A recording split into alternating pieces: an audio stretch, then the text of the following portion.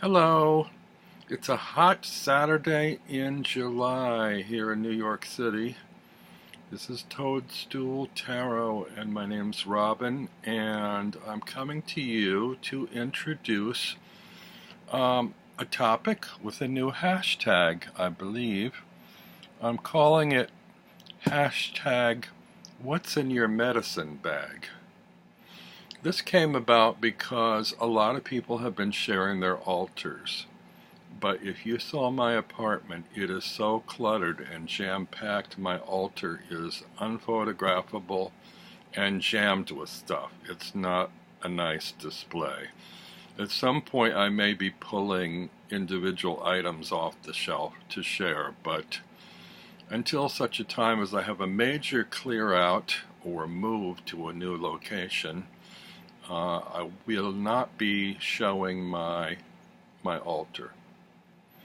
But recently, I believe it was Becca, shared a video, and Simon did the same, of mini altars that they travel with, little boxes that contain altar elements. And that got me thinking about medicine bags. I don't know how many of you carry medicine bags. They are little bags like the one I keep in my pocket with me, and I have others as well that sometimes I carry in a shoulder bag or to different events, that hold little ritual objects that one uses in one's practice, whatever that might be. I have several. There's one that I always carry in my pocket, and I'll show that to you. It's got little tiny stuff in it. It's like a little brocade bag. It's sort of like a garden. I love the embroidery on it, and it's jammed full of little tiny things. This has, first item, I'm not even sure what kind of stone or crystal this is, or if it's simply blue glass, but I love it just as a meditational object. It brings me peace and calm and makes me think of clear blue waters. It also connects me with my departed mother because we both loved us so much that I gave her one too, which she held on to. Second thing out of the bag, a hagstone. I don't know if you all know about hagstones. They are usually found in streams and creeks and beaches. It's said that when you look through the hole in a hagstone, you are open to visions of other realms. They're also called witches' stones. If you go to crystal shows and they've drilled a hole, it's a man-made drilled hole, I've been told that doesn't count or doesn't work. I don't know whether it does or not, but the tradition is the hole has to be naturally worn through by wind or water or some other natural means. So that's a hagstone. Next is my thimble. A thimble of my affection. No, I have a kind of an obsession about this ritual object, a thimble full of whatever, your thoughts, your emotions, maybe a cup from the tarot. I relate to it. One of my all-time favorite books is Alice in Wonderland. And in that story, if you recall, after she fell down the rabbit hole and swam in the well of tears, then went on the caucus race with all the animals she found in the pool of tears, they asked her to hand out prizes to the winner. and she went into her apron pocket and had something called comfits, which I'm not sure what they are. I think they might be little crackers or something, some little edible treats she handed out to all the animals. And then they said she must have a prize too, because she was participating in the caucus race. And the only thing she had left in her pocket was a thimble. So I believe the dodo asked for her to give him the thimble so he could make a formal presentation of it to her. So that's a thimble. I like to use it in visual meditation, as I visualize myself riding in it like a little boat on the tide. Next is a little brass statuette of the Minoan snake goddess. Now this is unusual because I found this at a holiday fair, and usually these little gods and little deities in brass are East Indian Hindu deities. This one is not. This is Minoan, which is sort of unusual. You don't really see that. She holds up two snakes, and if you want to know about her history or what she's all about, you can Google or Wikipedia Minoan snake goddess.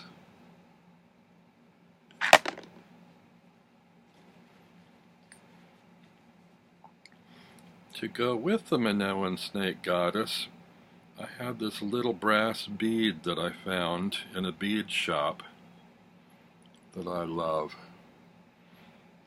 I don't know if you can see it. It's a tiny little figure of a squatting man covering his eyes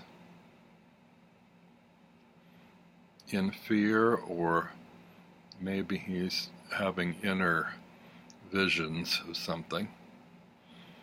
On his back are little adorned spiral motifs, and there's a hole that passes through the top of his head to his backside, from the crown chakra through the root chakra, a passageway. Anyway, don't know if you can see that because it's very tiny. But I usually set him down before the snake goddess. Establishes a relationship between the two. Next is a pendant.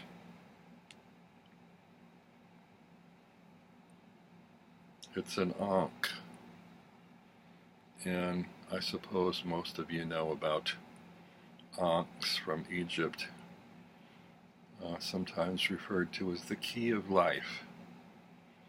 I particularly like this one because of the rounded ends.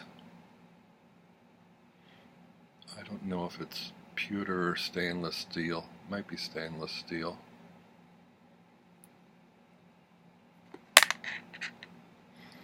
Next I have a little brass key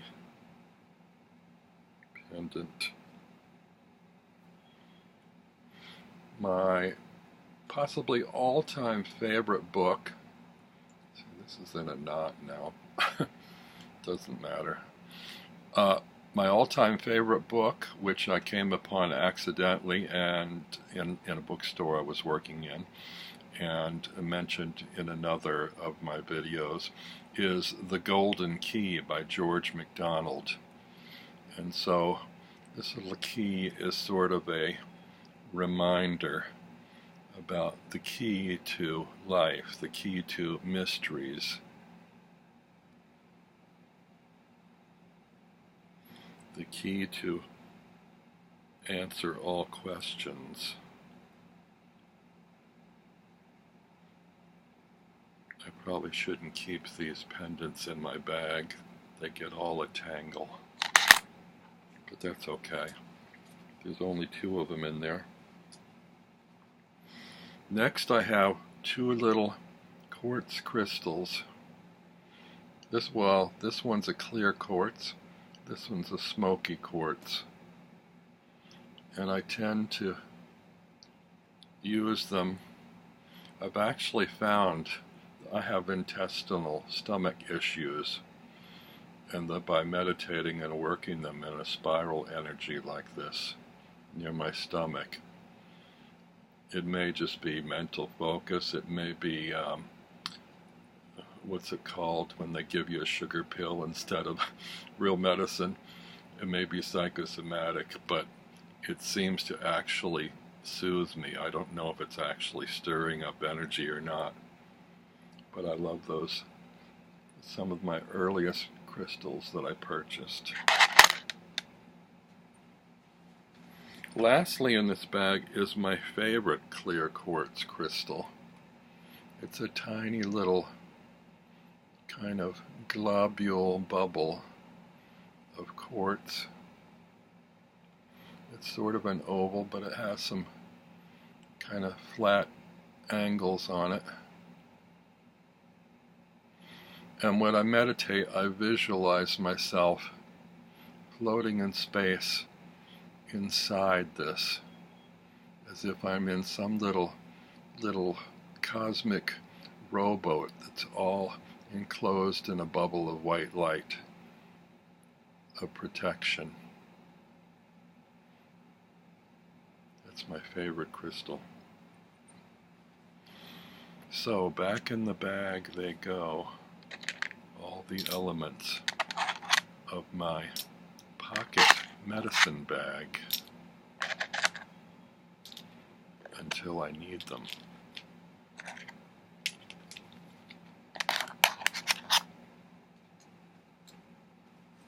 Now I have another bag here. I sometimes go to a once a month Sunday morning shamanic circle. I am long overdue. I haven't been there in a while.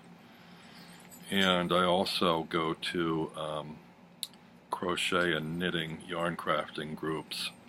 And this is actually a bag from the yarn shop, meant to hold, like, crochet hooks and supplies, scissors and measuring tapes and whatnot. But I love that it's got these arrows on it.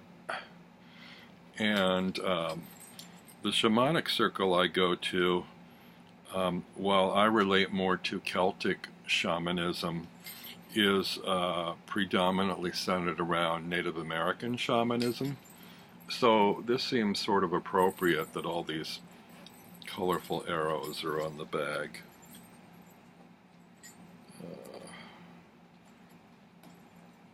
And elements in the bag are a headband.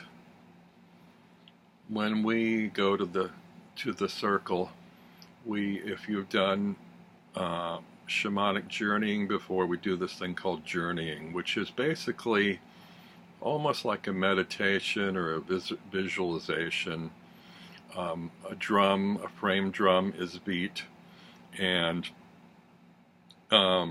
it's beat steadily at a certain rate that is supposed to affect brain waves on a level that helps you go into a light trance, where you might meet up with your animal spirit guides, and they help you find or deliver to you messages, sometimes in visual symbols, sometimes in action, sometimes in colors, sometimes smells or sounds. Some people just close their eyes when they go into journeying. I usually put a band over my eyes to block out the light. So that's my shamanic headband, one of them. Also, they often use rattles in shamanism, and mostly they are percussive rattles with beads or shaker sounds. I tend to prefer bells, and this is one that I use a little rainbow pattern on it.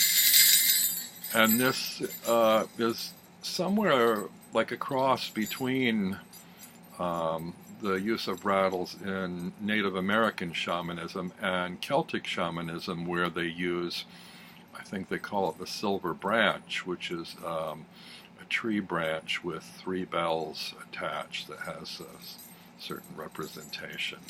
But anyway, I use this, and I don't think I'm supposed to use it because I think bells are supposed to dispel spirits, but I find it to be joyful and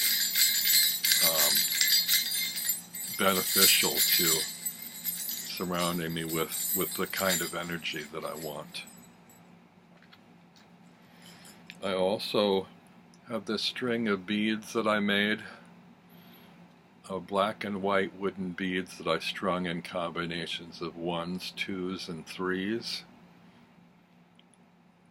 I meditate on that and count on it as I would a set of mala beads or worry beads, and think of it in terms of constellations and arrangements of stars and star patterns and energy in the cosmos. So yeah, I like that. Then I have a wand. Well, this is not strictly speaking a wand.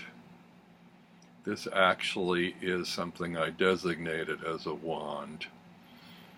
It's a wooden beater that is usually meant for use on a frame drum, an Irish frame drum called a bodhran, or it's actually pronounced borin, but I call it a bodhran or frame drum. And I don't really have a borin, but I do have something that's similar, and this is a toy, but it's got a frame on the back, and it kind of does the same thing. Sometimes I use this in the group, sometimes I just, go journey and let somebody else do the drumming and tune into through their drumming. But I really love this piece. I ordered it online on Amazon, and I just like it as a pocket wand. And I will do another piece on wands, wand lore, and wand use, because I have quite a collection. But this is just a nice portable one that I use just sort of to help in meditation, visualization, and directing energy, stirring up energy, spiral energy. I have a sort of an obsession with the notion of spirals and spiral energy. As you can see, I'm wearing a spiral. I don't know if this is plastic or bone. It's supposed to be bone, but it doesn't matter to me. To me, it's more the image, the shape that it suggests, the spiral. This is supposed to be a Maori hook. They make them in, I guess, Australia, Polynesia, Samoa, somewhere over there near Australia, New Zealand, that's the word I'm looking for. Maori hooks. They come in all different shapes, usually have a hook on them. They're used for fishing, but also ritual use. But I like this one just because of it feeds into my obsession with spirals and spiral energy. And you also find spirals a lot in mazes and meditational mazes, walking mazes, and in the triskelion of Celtic history. Then I also have another little medicine bag in here. This is another little sort of satiny garden kind of bag. This one has a rose quartz palm stone. I guess it's a palm stone. It fits in my palm. It's not real huge, but It just has a very nice, loving feel to it. And I have a little hematite egg.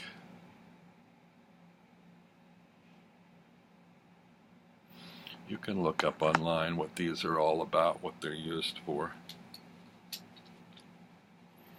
And I have another little kind of milky crystal. I'm not sure what that is, if it's citrine or clear quartz or something altogether different. But it's very smooth and nice to just sort of hold and meditate on. I have a Buddhist or Hindu Buddhism device called a purba, or phurba, P-H-U-R-B-A. I'm not entirely sure what the use is for. I believe it has something to do with protection and piercing or pinning down negative energies, but you can research that and see what you make of it. I think of it sort of like a Wiccan athame or another type of wand. This one is made out of iron. It's quite heavy. And I think iron is also used as protection against pixies, fairies, elementals that might want to do you ill will.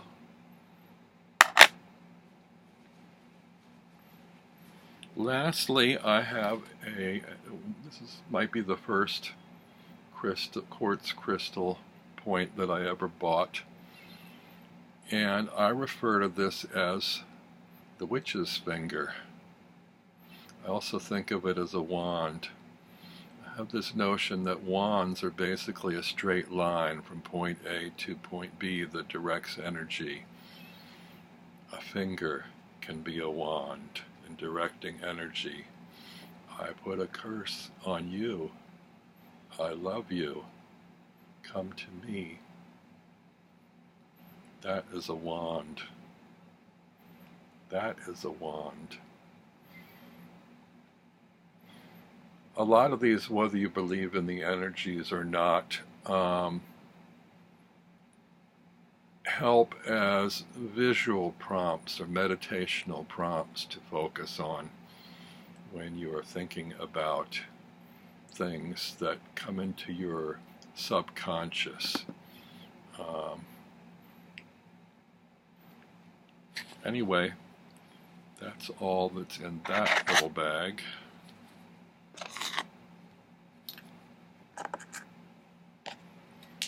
And let's see.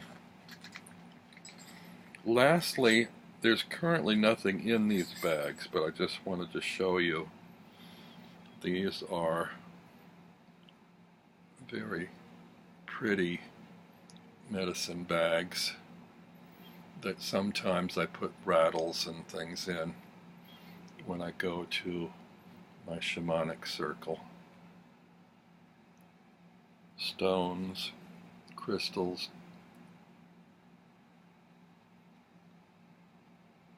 objects to put on the communal altar during our sessions.